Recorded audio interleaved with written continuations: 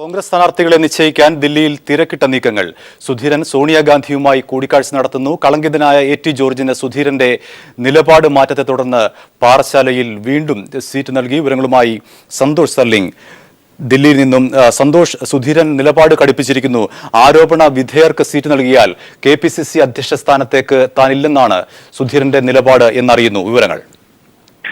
Harry, അല്പസമയം മുമ്പാണ് BM Sudheeran സോണിയാഗാന്ധിയുമായി കൂടിക്കാഴ്ച നടത്തിയത്.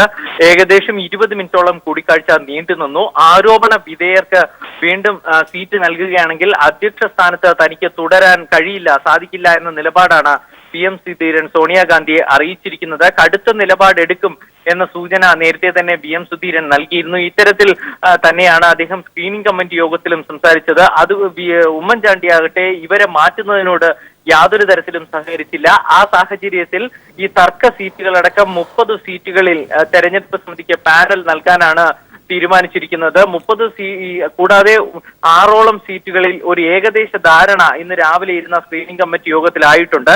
പാറശാലയിൽ നേരത്തെ തർക്കമായിരുന്നു. അവിടെ നെയ്യാറ്റിൻകര സനലിനെ സ്ഥാനാർത്ഥിയാക്കണം എന്ന ആവശ്യമുയർന്നു. പക്ഷേ സിറ്റിംഗ് MLA A.T. ജോർജിനെ മാറ്റേണ്ടതില്ല എന്ന തീരുമാനത്തിലാണ് അവസാനം എത്തിയിരിക്കുന്നത്. അതുകൊണ്ട് പാറശാലയിൽ A.T. ജോർജ് സ്ഥാനാർത്ഥിക്കും. ചിറയൻകീഴ് K. അജിത്കുമാറും, റാന്നിയിൽ അറിയാമ ചെറിയനും, കോങ്ങാട് പന്തളം സുധാകരനും,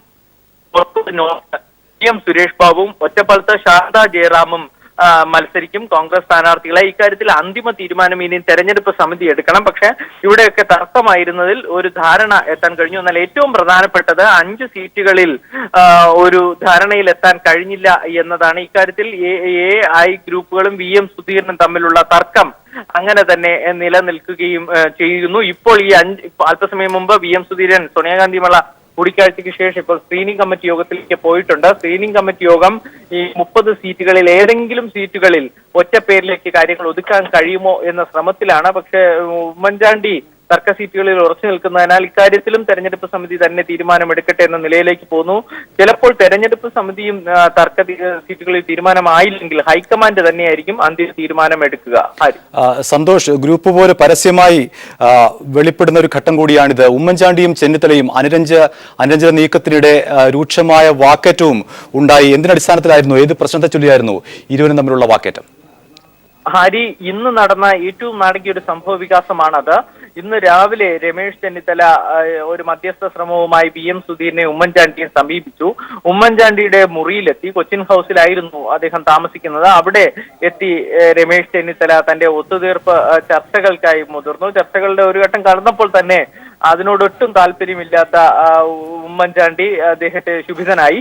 ഇക്കാര്യത്തിൽ താൻ ഇനി ഇങ്ങനെ പോവുകയാണെങ്കിൽ താൻ മത്സരിക്കില്ല, വേണമെങ്കിൽ പ്രചരണം നടത്താം എന്ന രീതിയിലാണ് ഉമ്മൻചാണ്ടി രമേശ് ചെന്നിത്തലയോട് സംസാരിച്ചത്. തുടർന്ന് രമേശ് ചെന്നിത്തല അപ്പോൾ തന്നെ മുറിയിൽ നിന്ന് പുറത്തിറക്കുകയും ചെയ്തു. ഇതോടുകൂടി രമേശ് ചെന്നിത്തലയുടെ അനുനയവും മധ്യസ്ഥ ശ്രമവും പാളി. കാരണം BM സുധീരൻ നിലപാടിൽ ഉറച്ചു നിൽക്കുന്നതിനാൽ ആ സീറ്റുകളിൽ ഒരു മാറ്റം വരുത്തുക, അങ്ങനെ കാര്യങ്ങൾ നീക്കാം എന്നായിരുന്നു. അതായത് പ്രത്യേകിച്ച് A ഗ്രൂപ്പിന് വീഴ്ച തരത്തിലായിരുന്നു രമേശ് ചെന്നിത്തലയുടെ ഒരു ഫോർമുല. ഇത് A ഗ്രൂപ്പിനും ഉണ്ടാക്കി. കാരണം I ഗ്രൂപ്പുകാരനായ രമേശ് ചെന്നിത്തല ഒപ്പം നിന്ന് ചതിക്കുകയാണോ എന്നൊരു സംശയമുണ്ടായി. ഇതിൽ ഏറ്റവും കൂടുതൽ നഷ്ടമുണ്ടാകുന്ന A ഗ്രൂപ്പിനാണ്. ആ സാഹചര്യത്തിൽ കൂടിയായിരിക്കാം രമേശ് ചെന്നിത്തലയോട് അത്ര നല്ല സുഖകരമല്ലാത്ത രീതിയിൽ ഉമ്മൻചാണ്ടി പെരുമാറിയത്. ശരി സന്തോഷ്. കോൺഗ്രസിൽ സീറ്റ് തർക്കം രൂക്ഷമാകുന്നു. കോന്നിയിൽ I ഗ്രൂപ്പിലെ 11 DCC സെക്രട്ടറിമാർ രാജിക്കൊരുങ്ങുകയാണ്. അടൂർ പ്രകാശിന് സീറ്റ് നിഷേധിക്കുന്നതിൽ പ്രതിഷേധിച്ചാണ് രാജിക്ക് ഇവർ തയ്യാറാകുന്നത്. അടൂർ പ്രകാശിന് സീറ്റ് നിഷേധിച്ചാൽ ബൂത്ത് തലം മുതൽ DCC ഭാരവാഹികൾ വരെ പാർട്ടിയിൽ നിന്നും രാജിവെക്കുമെന്നാണ് ഭീഷണി മുഴക്കിയിരിക്കുന്നത്.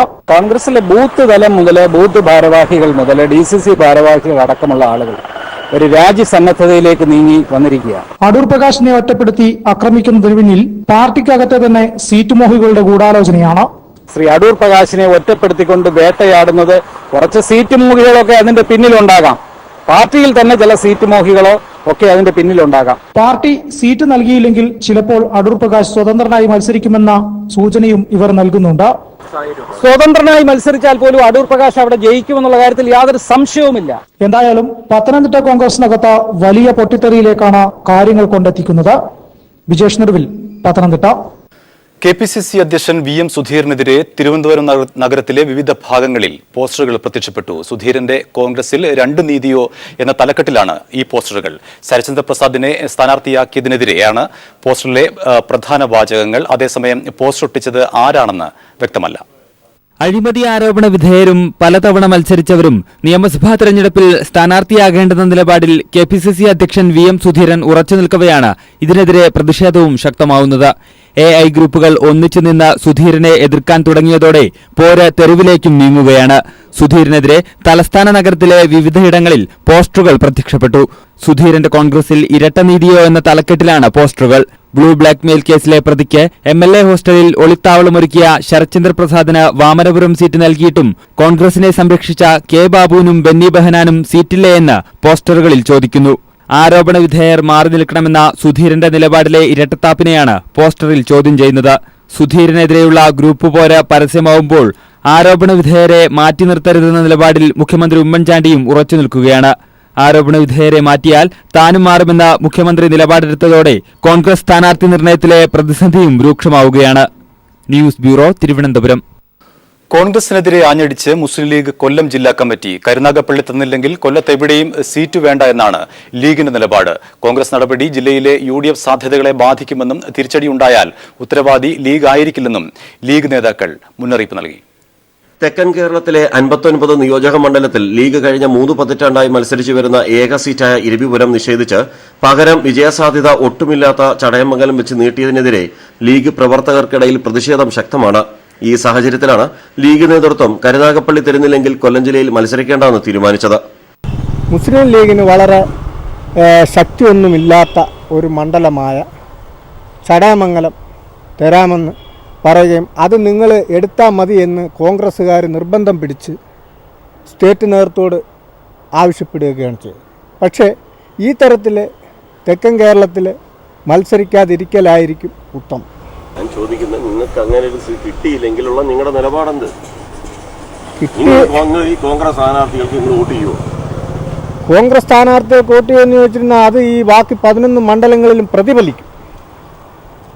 മുസ്ലിം ലീഗിന് തെക്കൻ കേരളത്തിൽ സീറ്റില്ല, മുസ്ലിം ലീഗിനെ അവോയ്ഡ് ചെയ്യുകയാണെങ്കിൽ അത് ഈ 11 മണ്ഡലങ്ങളിലും പ്രതിഫലിക്കും, അതിൽ സംശയം. ലീഗിനെ പിണക്കുക വഴി തെക്കൻ കേരളത്തിൽ കോൺഗ്രസിന് വൻ നഷ്ടമുണ്ടാവുമെന്നും കൊല്ലം ജില്ലയിൽ എല്ലാ മണ്ഡലത്തിലും ഇത് പ്രതിഫലിക്കുമെന്നും ലീഗ് മുന്നറിയിപ്പ് നൽകി. ന്യൂസ് ബ്യൂറോ, കൊല്ലം. കൊൽക്കത്തയിൽ നിർമ്മാണത്തിലിരിക്കെയായിരുന്ന ഫ്ളൈ ഓവർ തകർന്ന് 14 പേർ മരിച്ചു. നിരവധി പേർക്ക് പരിക്കുണ്ട്. ഗണേഷ് പാർക്കിനെയും ഹൗറയെയും ബന്ധിപ്പിക്കുന്ന ഫ്ളൈ ഓവറാണ് തകർന്നത്.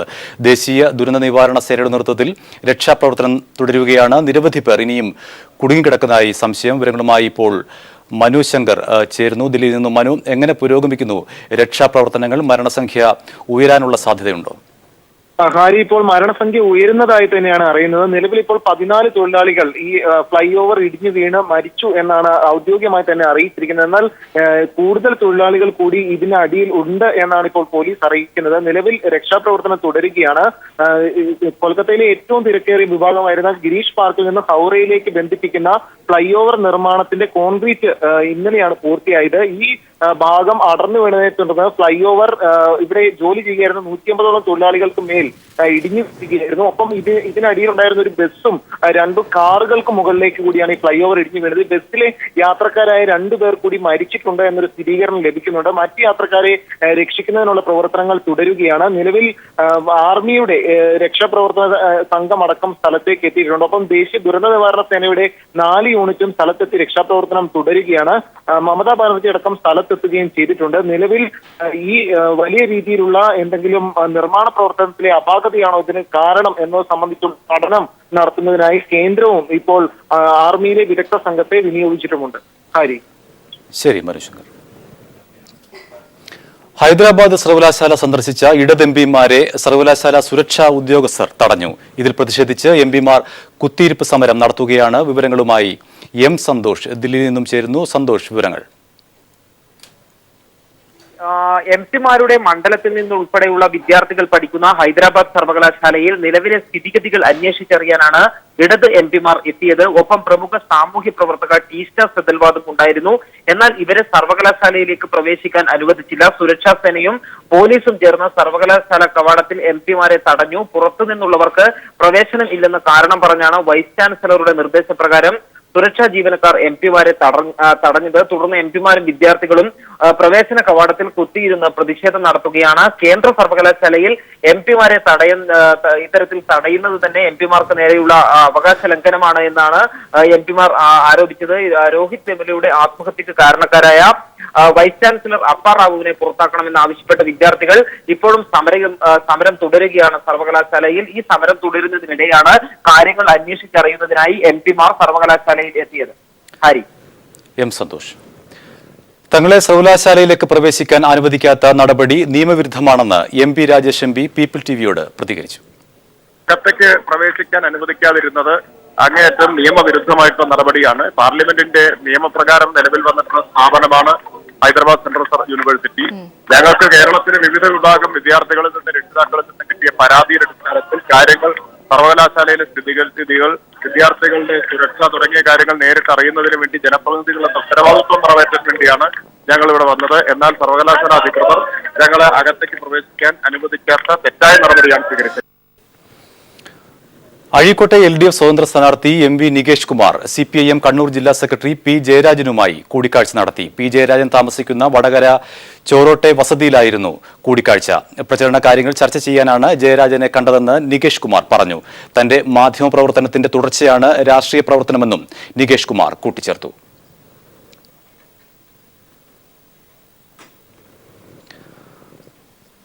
പാർട്ടി ഏൽപ്പിച്ച ദൌത്യം പൂർണ്ണതയിലെത്തിക്കാൻ കഴിയുമെന്ന് കൊല്ലത്തെ LDF സ്ഥാനാർത്ഥി മുകേഷ് പറഞ്ഞു. തെരഞ്ഞെടുപ്പ് പ്രചരണം ഏപ്രിൽ 3-ന് ആരംഭിക്കും. കൊല്ലത്തുകാർക്ക് താൻ കെട്ടിയിറക്കിയ സ്ഥാനാർത്ഥിയല്ലെന്നും മുകേഷ് പറഞ്ഞു. അത്രയും പ്രാധാന്യമുള്ള ഇമ്പോർട്ടൻ്റ് ആയിട്ട് എൻ്റെ ലൈഫിലുള്ള ഒരു കാര്യമാണ്.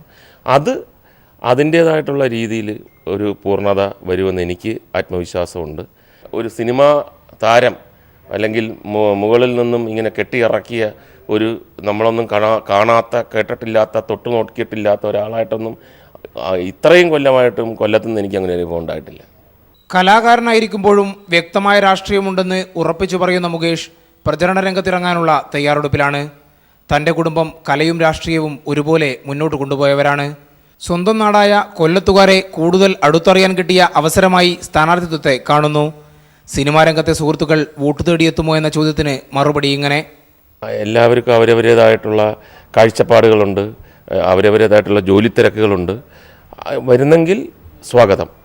കാളിദാസ കലാകേന്ദ്രയുടെ നാടകാവതരണത്തിനായാണ് ഭാര്യയും നർത്തകിയുമായ മേതിൽ ദേവിയെക്കൊപ്പം മുകേഷ് പാലക്കാടെത്തിയത്. കലാപ്രവർത്തനത്തിന് ഇടവേള നൽകി ഏപ്രിൽ 3 മുതൽ തെരഞ്ഞെടുപ്പ് പ്രചരണത്തിൽ മുകേഷ് സജീവമാകും. News bureau, Palakkad. LDF സ്വതന്ത്ര സ്ഥാനാർത്ഥി വീണ ജോർജ് ആറന്മുള മണ്ഡലത്തിൽ പ്രചരണം ആരംഭിച്ചു. പരമാവധി വോട്ടർമാരെ നേരിൽ കണ്ട് വോട്ടുറപ്പിക്കാനായാണ് ആദ്യഘട്ടത്തിലെ ശ്രമം. UDF കൈവശം വെച്ചിരിക്കുന്ന മണ്ഡലം തിരിച്ചുപിടിക്കുമെന്ന് വീണ ജോർജ് പറഞ്ഞു. രാവിലെ രക്തസാക്ഷി മണ്ഡപത്തിൽ പുഷ്പാർച്ചന, തുടർന്ന് പാർട്ടി പ്രവർത്തകരോടൊപ്പം വോട്ടഭ്യർത്ഥിച്ച് കർമ്മമണ്ഡലത്തിലേക്ക്. വഴികളിൽ കണ്ടവരെയെല്ലാം നേരിൽ കണ്ട് വോട്ടഭ്യർത്ഥിച്ചു. ചിലർക്ക് സ്ഥാനാർത്ഥിയെ വളരെ സുപരിചിതം, ചിലർക്ക് TV-യിൽ കണ്ട് പരിചയമുള്ള മുഖം, നേരിൽ കണ്ടപ്പോഴുള്ള ആകാംക്ഷ. എതിർ സ്ഥാനാർത്ഥിയെ പ്രഖ്യാപിച്ചില്ലെങ്കിലും ശിവദാസൻ നായർക്കായി ചുവരെഴുത്തുകൾ നടത്തുന്ന പ്രവർത്തകരോടും വീണ ജോർജ് കുശലം പറയാൻ മറന്നില്ല. കോൺഗ്രസ് 10 വർഷമായി കൈവശം വെക്കുന്ന മണ്ഡലം അട്ടിമറിക്കാൻ സാധിക്കുമെന്ന് വിശ്വസിക്കുന്നതായി വീണ ജോർജ് പ്രതികരിച്ചു. ആറന്മുള നിയോജക മണ്ഡല നിവാസികൾക്ക് ഒരു മാറ്റം അനിവാര്യമാണ്. 10 വർഷത്തെ വികസനമില്ലായ്മ ഈ മണ്ഡലത്തെ മുരടിപ്പിച്ചു കഴിഞ്ഞു. ഞങ്ങൾക്ക് ലഭിക്കുന്ന ഇടതുപക്ഷ ജനാധിപത്യ മുന്നണിയുടെ സ്ഥാനാർത്ഥിക്ക് ലഭിക്കുന്ന സ്വീകാര്യത അതാണ് വ്യക്തമാക്കുന്നത്. ആറന്മുള മാറ്റം ആഗ്രഹിക്കുന്നു.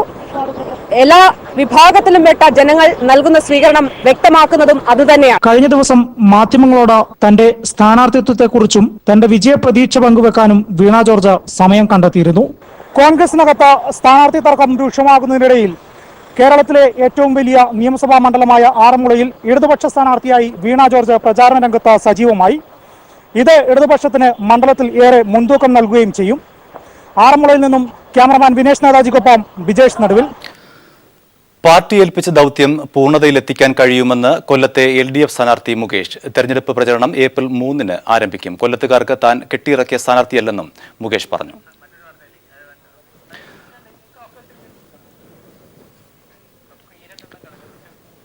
അമ്പലപ്പുഴ മണ്ഡലം കോൺഗ്രസിൽ നിന്ന് JDU-വിന് നൽകാനുള്ള ഹൈക്കമാൻഡ് നീക്കത്തിനെതിരെ പ്രതിഷേധം ശക്തമാകുന്നു. കോൺഗ്രസിന്റെ സീറ്റ് വിട്ടു നൽകാൻ കഴിയില്ലെന്ന് DCC അധ്യക്ഷൻ AA ഷുക്കൂർ പറഞ്ഞു. സീറ്റ് വിട്ടു നൽകിയാൽ അത് ജില്ലയിലെ എല്ലാ UDF സ്ഥാനാർത്ഥികളുടെയും പരാജയത്തിന് കാരണമാകുമെന്നും ഷുക്കൂർ കൂട്ടിച്ചേർത്തു. ആലപ്പുഴ ജില്ലയിലെ കായംകുളം മണ്ഡലമായിരുന്നു JDU ആവശ്യപ്പെട്ടത്. കായംകുളം സ്വദേശിയായ JDU നേതാവ് ഷേഖ് പി ഹാരിസാണ് ഇവിടെ സ്ഥാനാർത്ഥിയായി പരിഗണിച്ചത്. എന്നാൽ JDU-വിന് ഇപ്പോൾ അമ്പലപ്പുഴ സീറ്റ് നൽകാമെന്ന ഉറപ്പാണ് ഹൈക്കമാൻഡിന്റെ ഭാഗത്തു നിന്നുണ്ടായത്. ഇതിനെതിരെ ജില്ലാ കോൺഗ്രസ് നേതൃത്വം പരസ്യമായി രംഗത്ത് വന്നു കഴിഞ്ഞു. DCC president AA Shukoor. Ambalappuzha കോൺഗ്രസിന്റെ സീറ്റാണ്. കോൺഗ്രസിന് 131 ബൂത്ത് കോൺഗ്രസ് കമ്മിറ്റികളും സജീവവും ആക്റ്റീവുമായ സ്ഥലമാണ്. മണ്ഡലം കോൺഗ്രസ് കമ്മിറ്റികൾ സജീവമായ സ്ഥലമാണ്. ഘടകകക്ഷി എന്ന നിലയിൽ JDU-ന് സീറ്റ് കൊടുക്കേണ്ടി വന്നാൽ ഈ ജില്ല വിട്ടുകൊടുക്കണം. ഈ ജില്ലയിൽ കൊടുക്കാവുന്ന സ്ഥലമല്ല അമ്പലപ്പുഴ. അമ്പലപ്പുഴയ്ക്ക് അങ്ങനെ ഒരു ക്ലെയിം വെക്കാനുള്ള യാതൊരു അർഹതയും അവർക്കില്ല. കോൺഗ്രസിന് വളരെ സാധ്യതയുള്ള മണ്ഡലമാണ് അമ്പലപ്പുഴയെന്നും ഇവിടെ കോൺഗ്രസ് നേതാക്കൾ തന്നെ മത്സരിക്കണമെന്നും അല്ലാത്തപക്ഷം ശക്തമായ പ്രതിഷേധം ജില്ലയിൽ ഉണ്ടാകുമെന്നും കോൺഗ്രസ് നേതാക്കൾ മുന്നറിയിപ്പ് നൽകുന്നു. ഒരു ബൂത്ത് കമ്മിറ്റി ഇല്ലാത്തൊരു പാർട്ടി ഒരു പത്രത്തിന്റെ മറവ് മാത്രമേ ഈ പാർട്ടിക്കുള്ളൂ. കോൺഗ്രസ് ഉന്നത നേതൃത്വം അടിയന്തരമായ നടപടി സ്വീകരിക്കണം. അല്ലെങ്കിൽ കഴിഞ്ഞ 7 എണ്ണമാണ് LDF ജയിച്ചത്, ഇതോടെ 9 LDF ആയി. ആലപ്പുഴ നഗരസഭയുമായി ചേർന്ന് കിടക്കുന്ന അമ്പലപ്പുഴ മണ്ഡലത്തിൽ കഴിഞ്ഞ 2 തവണ മത്സരിച്ച് വിജയിച്ചത് CPIM സംസ്ഥാന കമ്മിറ്റി അംഗം G സുധാകരൻ MLA ആണ്. അതുകൊണ്ട് തന്നെ ശക്തനായ ഒരു എതിരാളിയെ അമ്പലപ്പുഴ മണ്ഡലത്തിൽ പരിഗണിക്കണമെന്നാണ് കോൺഗ്രസിന്റെ തീരുമാനം. നിലവിൽ AA ഷുക്കൂറിന്റെയും ഷാനിമോൾ ഉസ്മാന്റെയും P നാരായണൻകുട്ടിയുടെയും പേരുകളാണ് അമ്പലപ്പുഴയിലെ കോൺഗ്രസ് ലിസ്റ്റിൽ പരിഗണനയിലുള്ളത്. Shajahan, news bureau, Alappuzha. വർക്കല ശിവപ്രസാദ് കൊലപാതക കേസിൽ 7 പ്രതികൾക്ക് ജീവപര്യന്തവും 2,85,000 രൂപ പിഴയും. പ്രതികൾ DHRM പ്രവർത്തകരാണ്. 2009 സെപ്റ്റംബർ 23-നായിരുന്നു പ്രഭാത സവാരിക്ക് പോയ ശിവപ്രസാദിനെ കൊലപ്പെടുത്തിയത്. DHRM എന്ന സംഘടനയുടെ ശക്തിയും സാന്നിധ്യവും അറിയിക്കുന്നതിനു വേണ്ടിയാണ് നിരപരാധിയെ വെട്ടിക്കൊലപ്പെടുത്തിയത്. തിരുവനന്തപുരം അഡീഷണൽ സെഷൻസ് കോടതിയാണ് വിധി പറഞ്ഞത്. DHRM-ന്റെ മേഖലാ ചെയർമാൻ വർക്കല ദാസ്, ജയചന്ദ്രൻ, മധു, തൊടുവൈ സുധി, സുനിൽ, ശെൽവരാജ്, വർക്കല സുധി എന്നീ പ്രതികൾക്കാണ് ജീവപര്യന്തം തടവും 2,85,000 രൂപ പിഴയും അഡീഷണൽ സെഷൻസ് കോടതി ജഡ്ജി ബദറുദ്ദീൻ വിധിച്ചത്. പിഴ അടച്ചില്ലെങ്കിൽ 1 കൊല്ലം കൂടി അധികമായി തടവനുഭവിക്കേണ്ടി വരും. പിഴത്തുകയിൽ നിന്ന് 6 ലക്ഷം രൂപ ശിവപ്രസാദിന്റെ കുടുംബത്തിന് നൽകണം. 2.5 ലക്ഷം രൂപ ആക്രമണത്തിൽ പരിക്കേറ്റ അശോകന് നൽകണമെന്നും കോടതി വിധിച്ചു. ദൃക്സാക്ഷികളില്ലായിരുന്ന കേസിൽ സാഹചര്യ തെളിവുകളുടെ അടിസ്ഥാനത്തിലാണ് കോടതി ശിക്ഷ വിധിച്ചത്. 2009 സെപ്റ്റംബർ മാസം 23-ാം തീയതി രാവിലെ 5 മണിക്കായിരുന്നു നാടിന് നടുക്കിയ അരുംകൊല നടന്നത്. പ്രഭാത സവാരിക്കിറങ്ങിയ ശിവപ്രസാദിനെ അരിയൂർ സ്കൂളിന് മുന്നിൽ വെച്ചായിരുന്നു പ്രതികൾ സംഘം ചേർന്ന് കൊലപ്പെടുത്തിയത്. പുതിയതായി രൂപീകരിച്ച DHRM എന്ന സംഘടനയുടെ ശക്തിയും സാന്നിധ്യവും അറിയിക്കുക എന്ന ഏക ലക്ഷ്യം മാത്രമായിരുന്നു കൊലയ്ക്ക് ആധാരം. അത്യപൂർവങ്ങളിൽ അത്യപൂർവമായ സാഹചര്യം ഉണ്ടായിരുന്നിട്ടും പ്രോസിക്യൂഷൻ പ്രതികൾക്ക് വധശിക്ഷ നൽകണമെന്ന് വാദിച്ചില്ല. പ്രതികൾക്ക് വധശിക്ഷ വിധിക്കണമെന്ന് ആഗ്രഹിക്കുന്നില്ലെന്ന് കൊല്ലപ്പെട്ട ശിവപ്രസാദിന്റെ ഭാര്യ പറഞ്ഞത് വൈകാരികമായി മാറി. എൻ്റെ കുടുംബം പോലെ അവർക്കും ഒരു കുടുംബം ഉണ്ടല്ലോ സാറേ, അവരത് നോക്കിയില്ലല്ലോ. സാക്ഷികളുടെ രഹസ്യമൊഴി രേഖപ്പെടുത്തിയ Thiruvananthapuram judicial first class magistrate കോടതി 1-ന്റെ ചുമതലയുണ്ടായിരുന്ന ജഡ്ജി V സതീഷ് കുമാർ കേസിന്റെ വിചാരണ വേളയിൽ കൂറുമാറിയിരുന്നു. കേസിൽ സാക്ഷി പറയേണ്ടിയിരുന്ന ജുഡീഷ്യൽ ഓഫീസർമാർ പോലും പ്രോസിക്യൂഷനെ സഹായിച്ചില്ലെന്ന് പ്രോസിക്യൂട്ടർ ഹാഷിം ബാബു പറഞ്ഞു. 164 സ്റ്റേറ്റ്മെന്റ് എടുത്ത് മജിസ്ട്രേറ്റ് കോടതിയിൽ വന്നിട്ട് അത് 164 പ്രകാരമുള്ള സ്റ്റേറ്റ്മെന്റ് അല്ല റെക്കോർഡ് ചെയ്തതെന്ന് പറയുന്ന ഒരു സാഹചര്യം ഉണ്ടായിട്ടുണ്ട്. കോടതി റെക്കോർഡുകളിൽ അങ്ങനെ കൂറുമാറിയതായിട്ട് റെക്കോർഡ് ചെയ്തിട്ടുണ്ട്. സാക്ഷികളുടെ ഭാഗത്തുനിന്നുള്ള സഹകരണം ഉള്ളതുകൊണ്ട് മാത്രമാണ് ഈ കേസ് ഇത്രയും പൂർണ്ണമായ ഒരു വിജയത്തിൽ എത്തിക്കാൻ കഴിഞ്ഞത് എന്നാണ് എൻ്റെ അഭിപ്രായം. വർക്കല സർക്കിൾ ഇൻസ്പെക്ടറായിരുന്ന P അനിൽകുമാർ ആയിരുന്നു കേസിലെ അന്വേഷണ ഉദ്യോഗസ്ഥൻ. News bureau, Thiruvananthapuram. പത്താൻകോട്ട് വ്യോമ കേന്ദ്രത്തിൽ ഭീകരാക്രമണം നടത്തിയ 4 പാകിസ്ഥാൻ പൗരന്മാരെ ദേശീയ അന്വേഷണ ഏജൻസി തിരിച്ചറിഞ്ഞു. ഇവരുടെ വിശദാംശങ്ങൾ ഇന്ത്യ-പാക് അന്വേഷണ സംഘത്തിന് കൈമാറി. ഏറ്റുമുട്ടലിൽ കൊല്ലപ്പെട്ട തീവ്രവാദികളുടെ മൃതദേഹ പരിശോധനയിലാണ് ഇവരുടെ വിശദാംശങ്ങൾ ലഭിച്ചത്.